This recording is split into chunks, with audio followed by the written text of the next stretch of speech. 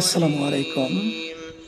সুপ্রিয় দর্শক, নির্মাণাধীন যে স্থাপনাটি আপনারা দেখতে পাচ্ছেন তা একটি মসজিদ।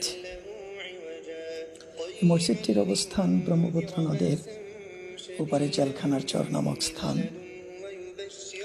যা বর্তমানে ময়দানে মোহাম্মদ নামে পরিচিত।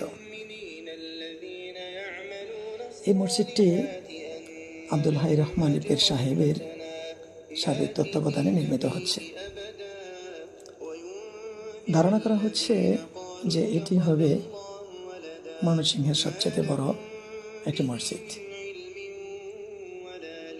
মসজিদটি 1 একর জমির উপর নির্মিত হচ্ছে, যার দৈর্ঘ্য 300 ফিট এবং প্রস্থ 200 ফিট। আমি এখন দাঁড়িয়ে আছি মসজিদটির মোটামুটি মাঝখানে।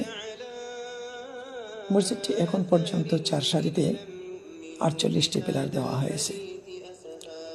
মাঝখানের পিলারগুলো গোলাকার এবং 2 পাশের পিলারগুলো আয়তাকার, এবং এখন পর্যন্ত একটি সিঁড়ি এখানে সংযোজন করা হয়েছে।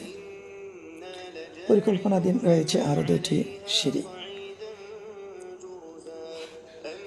নদীর তীরের কাছাকাছি চারপাশে বসতবাড়ি প্রায় নেই বললেই চলে।